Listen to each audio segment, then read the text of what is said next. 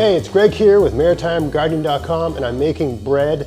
And I've been asked to do a very simplified video on how to make bread. So this is going to be it. I've done lots of videos on how to make bread, but I think I've boiled it down to the basics here. Really simple instructions, and it works very reliably. So have a watch and let me know what you think. So what you need to make this bread, this is just a white bread. There's lots of ways you can do variations on it. If you've never made bread before, start with making simple white bread and then work your way up from there. This is for beginners, okay? So what you need is all-purpose enriched white flour. You need some kind of sugar, doesn't matter what it is. It can be honey or just granulated sugar, whatever you use, or molasses. You need water, you need salt, and you need yeast, and that's it, okay? And you got to remember the numbers: 45, 30, 15.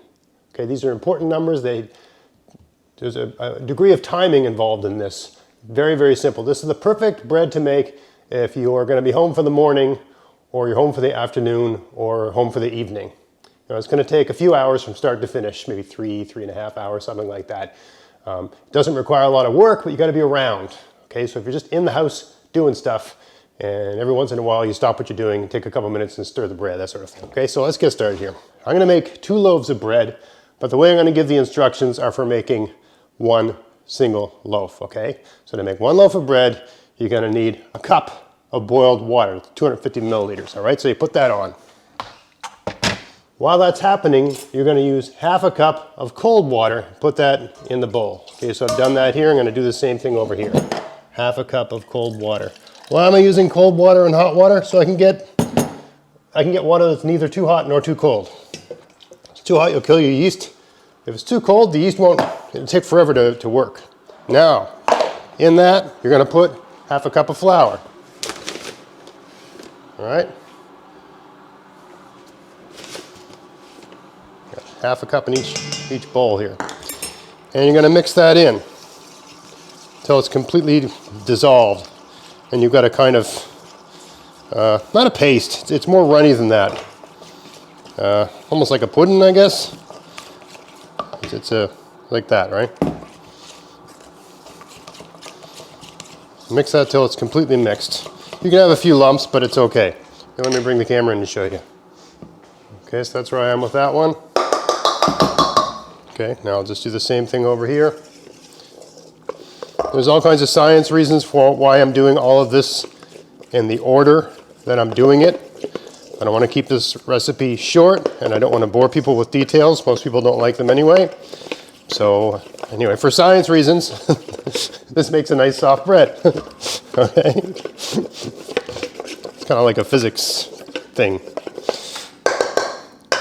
Okay, so I got that. Now my water's finished boiling, okay? So let me show you the next step. Bring the boiling water over here. Main thing for bread, good bread, is you got the right liquid to flour, water to flour ratio. Okay, and the easiest way to keep it straight is to mix everything. I want to add, I've added half a cup of water to the bowl, half a cup of liquid to the bowl, and now I want to add a cup of liquid to the bowl so that I have 1.5 cups of liquid in the bowl. That's the amount of water that will take on the right amount of flour to make a perfect loaf of bread that goes into a loaf pan. Okay? So, in this measuring cup here, which has grades on it, right? I'm going to put in a heaping teaspoon of salt. You can put a level teaspoon of salt. You can put less than that in. You can put no salt. Best flavor is a heaping teaspoon of salt. Okay? And for simplicity's sake, I'm going to put a heaping tablespoon of just plain old white sugar. Right? Simple, okay? And now I'm going to fill this up until it registers exactly 1 cup. I know that this isn't, what's in here isn't 100% water, but this, if you do it this way, it works the best. That's 1 cup. Okay, I'll just stir till the sugar dissolves. Looks good there. Okay, now I will add this. You don't want to add it right away. You want to sort of, what they call temper, because this is really hot. You don't want it to turn that flour or water into a dumpling. You don't want it to cook the flour. but you do want this to be warm. So you just pour it in like that. Okay, it's called tempering. All right, let's assume everything's, we got all the salt and all the sugar. And just stir it around a little bit. All right. And the ratio of flour to water here is we're adding 1.5 cups of liquid and 3 cups of flour. That's how we're doing it. All right. We've already added 1/2 cup of flour. Okay. I'm going to do the same thing over here with this other one, but for this one here I'm going to use molasses. Okay, so I'm going to put some in here. I'm just going to eyeball. That's about a tablespoon. This is mostly liquid, right? And I'm going to add, my wife loves molasses bread. Heaping teaspoon of salt. Add the hot water until it registers 1 cup. I'll put all these ingredients in the description box. I'll also put it up on the screen. Now I'll stir that around until it's all nicely dissolved.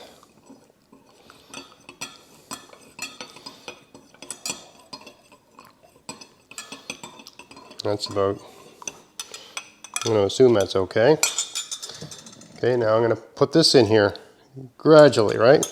Just to add about a tablespoon, mix it around a little bit, add a little bit more, mix it around a little bit, add a little bit more. Don't dump it all in once. Looks like it's all properly dissolved in there. I'll put the rest in now. And just stir that around. So all that flour is mixed in. What we're doing is we're just heating up some of the flour particles. That'll allow them to really, really hydrate well, take on moisture to make a nice, soft bread. Nice fluffy bread, nice texture. Okay, now I'll just put my spoons over here. Next step, we're going to add 1 cup of flour to each bowl. 1, 2. All right. So now each bowl has 1.5 cups of flour. We'll mix that in. All right, we're just stirring here. I call this no-knead bread, but it does require stirring. So it's like stirred bread. Maybe I should call it that, stirred bread. That's good enough there.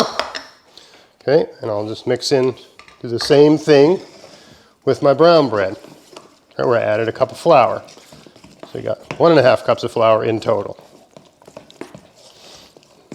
All right, that's mixed in good. Still quite liquid, right?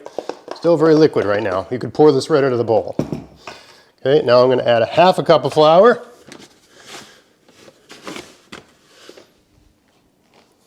To each bowl.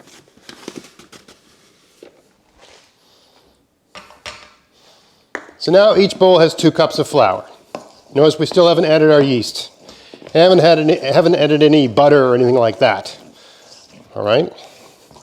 So right now this will not become bread. This is just flour and water and sugar and salt.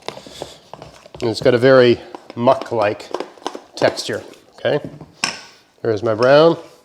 You see how quick this is all happening. I'm doing 2 loaves of bread at a time here and different outcomes, brown bread, white bread, just to show you how unbelievably easy this is to do. You know, you can do this after work in the evening if you're not driving all over the place for, you know, basketball practice and football practice and soccer practice and all that sort of stuff. I'm lucky my kids aren't in sports, so I don't have to do any of that. Not in sports, so I put them to work in the garden. Works out great. Okay, now, this is when we add our yeast, and this is when we add a little bit of, you don't have to, but we add a little bit of fat as well for flavor. Okay, so, got some, this is Fleshman's Quick Rise yeast. You can use any kind of yeast, but these times that I'm using, all the timing I'm using for this recipe is based on Quick Rise. Now I can tell holding my hand underneath the bowl, this is about the temperature of a human body. okay, which is what you want. I'm gonna add a tablespoon of yeast, okay? Level tablespoon, not a heaping tablespoon. Tablespoon of yeast. All right, put that back in the freezer. Keep your yeast in the freezer. It'll last a lot longer, stay fresher longer. And I'm gonna add about like a heaping teaspoon of butter. You can add more butter, you can add less, or none. Okay, the yeast is essential, the butter is not. And actually your bread might be softer without the butter, but the butter just adds a nice, you can tell the difference. It changes the texture of the bread. If you add too much butter, it doesn't work. But about a teaspoon, 2 teaspoons, you know, it's fine. I know some recipes that use way more than that, but I find this is the right amount. Okay, so now I just mix that all in. I know there's recipes for making bread where you put the yeast in a bowl of water with some sugar and you wait for it to fizz and do all this sort of stuff. But if you've bought your yeast at a grocery store, and you know it's well before its best before date, and you're making bread all the time, and you know your yeast works, you don't have to do all those steps of proving that the yeast works. This yeast will work. This is fine. Okay, do the same thing here. Mix this all in. Good workout making 2 loaves of bread. Well, I don't know if it's a good workout. A very, very light workout. Nothing I've done yet here is difficult. You'd have to have pretty bad, you have to be in a state of arthritis for this to be not possible. And of course, if there's grandchildren in the equation, you can just coach them through it. My daughter comes home from school at 2:30, and there's some days I'm home when she's home, and she does this, and I just tell her what to do. Okay, we still don't have bread yet because this is still way too liquid. It's still moving around the bowl. I could pour it right out of the bowl. It's not sticking to the spoon, dripping off the spoon. See how that goes off the spoon? Not ready. The ratio of dry to wet is not right. We need another cup of flour. And that's the last step when it comes to mixing. You're going to add 1 cup of flour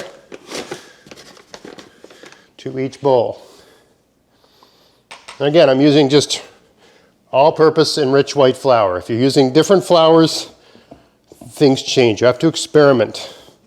If you're going to make rye bread or whole wheat bread or whatever you're into, right? Whatever more healthy option you use, right? And I love rye bread, personally, but the equation changes. If I get enough comments, people saying, make rye bread, show me how you do that.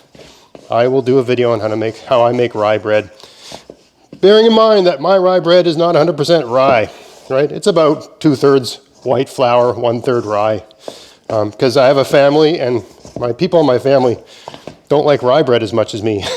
so if it's got too much rye, they don't like it. Okay, so it's very mucky, but it sticks to the spoon, right? I can pick it all up for the most part, right? This is a very wet one, but this is okay. This will be fine. Okay, so that's all the work I need to do for that. Do the same thing with this one here. I'm going to predict this won't be as wet as the other one, but who knows? I don't know. For some reason, when you cook with molasses, it seems to almost like have more moisture in some way. I don't quite understand it, but I'm going to predict that this, even though we use the same amount of liquid, right? 1 cup of hot liquid, half a cup of cold liquid, sort of thing. Yeah, you can see how this is just behaving differently than the molasses one. Seems this is a bit drier, okay? But these will both make perfectly fine bread. Okay, so now all that's left to do is to let this rise for a little bit, okay? So, there you go. Get these out of the way. So I got my brown, got my white. Now I could leave this on the counter and it'll be fine. But if I leave it on the counter, I gotta cover it so it doesn't dry out. And you can do that, that's easy enough to do. You just, you know, use a pot lid or something like that. You don't need to cover these things with saran wrap or whatever, put it in a plastic bag. Just put a pot lid on it, that's fine. But an even better approach is to put this in your oven, because the oven is an insulated incubator. Let me show you what I'm gonna do here. It's really simple. All right, so we got the oven. You see there's 2 racks. So I'm gonna put my bread on the top rack. And on this bottom rack, I've got a bowl here of really the hottest tap water. I got the tap on hot. I can barely hold on to this, is so hot. And I got a good amount of water there, maybe 5 or 6 cups, okay? Just put that underneath. So what have I done here? It's like I've put a hot rock in the oven. This is not on, the oven's off, but we've got an insulated incubation unit, right? With a source of heat. And remember, this bread was lukewarm because we added hot water. So everything in here is warm. And we added extra, both the bread mixes are warm, and we added some extra warm, okay? We just close that up, and we're gonna leave this for 45 minutes. 45, 30, 15. We'll see you in 45 minutes. Okay, so it's been 45 minutes. Now what I'm gonna do is just take the bread out and stir it and then put it back in. All right, so do that very quickly to keep the heat in the oven. And you can see that the bread has risen, right? Both of them have risen about the same. They're at least doubled in size, okay? Now the reason we don't need to knead this bread is because we're doing a double rise. It's gonna rise. Right now we're gonna do what's called punching it down and kind of kneading it by stirring it a bit. Then it's gonna rise again, and then we're gonna do the same thing, and then we're gonna put it in a bread pan and make the bread. So all you gotta do is, and this here, what we're about to do here has the effect of kneading, even though it's much easier, much less messy, because it's all happening in the bowl, not getting flour all over the place, not doing all this crazy stuff, which does work as well. It's not the other way doesn't work, it's just that this is easier. Now all you wanna do is just move that around, okay? And what I do is I count to 20 while I'm doing it. While I'm 1002, 1003, 1004, 1005, 1006, 7, that sort of thing. So it's like 20 seconds of just moving it around with a spoon. Okay? That's probably enough. I didn't really count, but I'm gonna guess that's about 20. I'll do the same thing with the brown bread, okay? So you can see it's a lot less complex than kneading. But when this bread is finished cooking, it has the texture and the finish of a kneaded bread.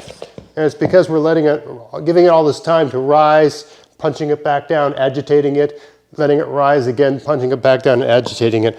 Really what we're doing is we're simulating what would happen inside of a bread maker, right? But instead of getting a little tiny loaf that's not big enough for one meal.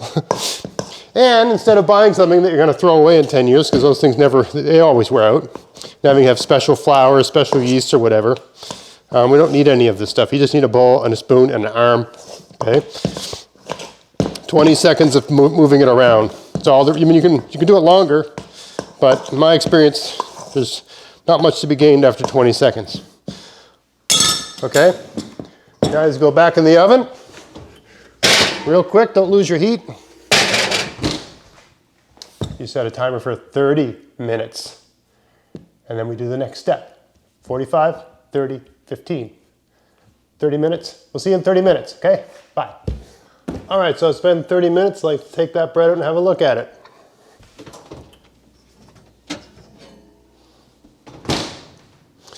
All right, so now it's really risen up good, right?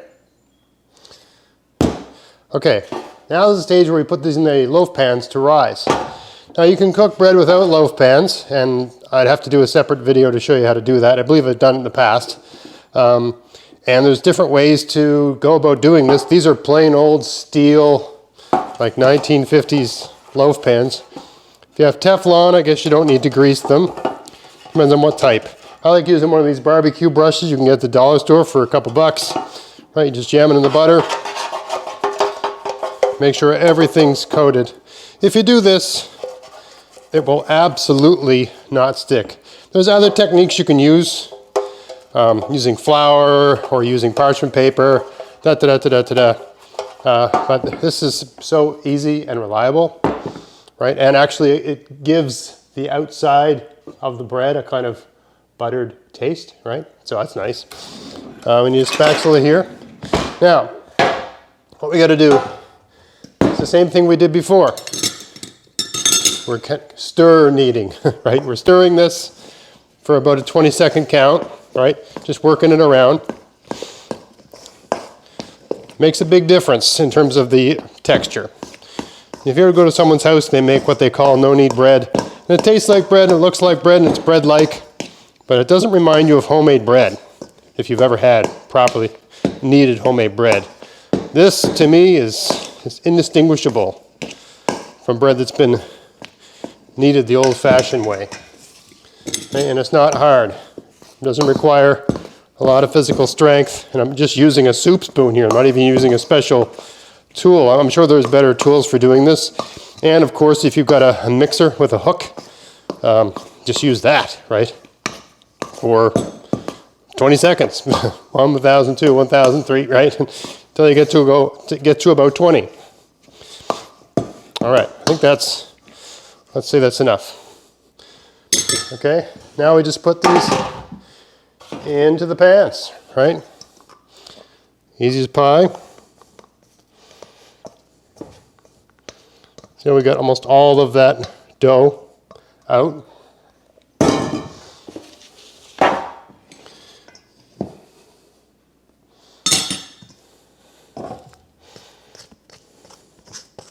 Very easy. This is going to make such nice bread. I can't wait to have this. A, as an afternoon snack, and of course, later on as for breakfast. Now, when it goes in these pans, it's sort of in a ball, and you want to stretch it out a little bit. The easiest way to do that is just with a spatula and a little water. So I got some water here in the bowl. I just make the spatula wet. You just do this so the spatula won't stick to the bread. And all I'm doing is just flattening this out so that it fills the pan, getting it into the corner. You don't have to do this, but I find you get a better rise. So this is now evenly distributed throughout the pan. See, if you don't do that, it's sort of like that. And it'll rise high, but I find it just cooks better, probably because you're making it a more consistent and even thickness, right? It just cooks better if you do that. Just flatten it out like that, okay? Now, we're gonna put this back in the oven to rise one last time. But this time, we only let it rise for 15 minutes. 45, 30, 15. Okay? Now,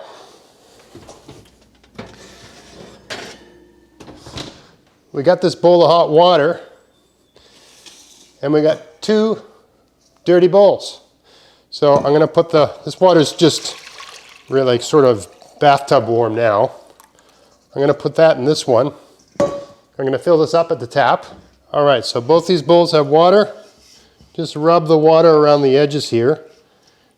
This is just gonna help you clean these bowls. People say, I don't make bread because it's so hard to clean the bowl afterwards. Well, we're gonna use these bowls with this hot water to help the bread rise. It's also gonna kind of moisturize the interior of the oven. So when I actually do turn the oven on to cook the bread, that moisture that's in the air that's in the oven will give the bread a wonderful texture. Okay, so I put these in the bottom of the oven, bottom rack, that. Right, that's my heat source. I put the loaves on the top rack. Top rack, I'm calling this top rack, but it's in the middle position, okay? And I'm gonna let that go for 15 minutes, 45, 30, 15. 15 minutes. I'll see you in 15 minutes. Okay, it's been 15 minutes.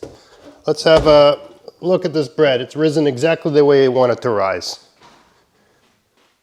You want it to be just above the profile of the pan. You can see how that's just above. No more than that, okay? It'll continue to rise when we cook it. All right, so all I gotta do now is take that water out. Leave these on the middle rack. Close up the oven. Set it. Whoops, I got dough on my fingers here. Set it to 375, okay? For 45 minutes, right? 45, 30, 15, right? So the 45, 30, 15s are the different rise times, and 45 is also the cook time.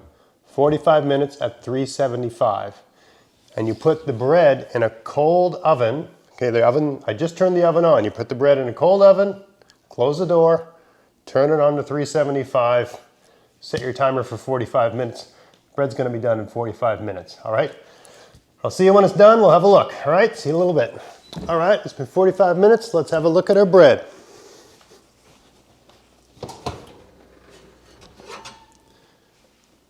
There's the white,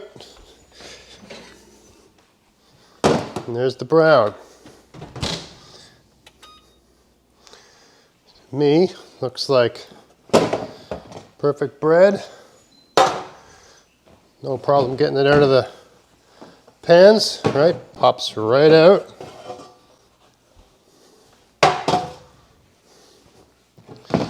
Okay, now all you want to do, this is unnecessary, but it's nice. You just brush some butter on the tops. Helps soften them up a little bit and makes them taste great and makes them look nice and shiny.